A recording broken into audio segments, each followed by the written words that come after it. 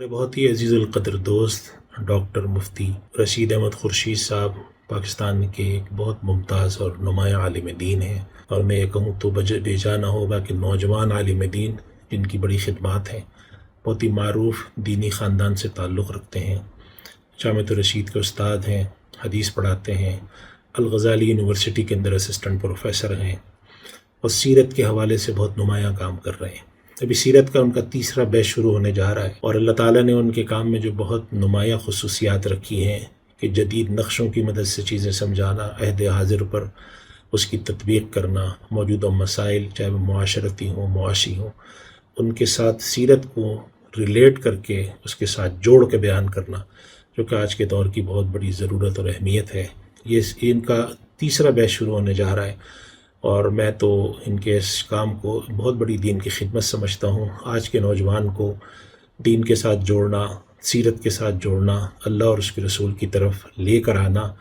تاکہ وہ ایک ایسا نوجوان بنے جو دین کا حامی ہو، اللہ کا دوست ہو، خدا بیزار نہ ہو، خدا دشمن نہ ہو، دین دشمن نہ ہو، دین کے ساتھ جوڑنا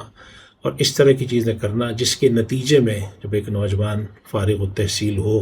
سیرت پڑھ کے، تو وہ چاہے انجینئر بنے، چاہے وہ پائلٹ بنے، چاہے سیاستدان بنے، چاہے بیوروکریسی میں جائے، چاہے تاجر بنے، ایک مسلمان تاجر ہو، اس کے اخلاق، اس کی چیزیں، اس کے طریقہ کار سیرت کے مطابق ہو۔ تو یہ بہت اہم پروگرام ہے، جدید چیزوں کا اس کے اندر تطبیق ہے۔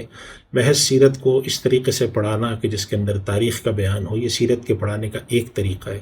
جبکہ آج کے دور میں فقہ السیرہ کے نام سے کہ سیرت کو پڑھنا، اللہ کے نبی صلی اللہ علیہ وسلم کے حالات زندگی پڑھنا، ان کو سمجھنا اور ان کو اپنی زندگی میں نافذ کرنا،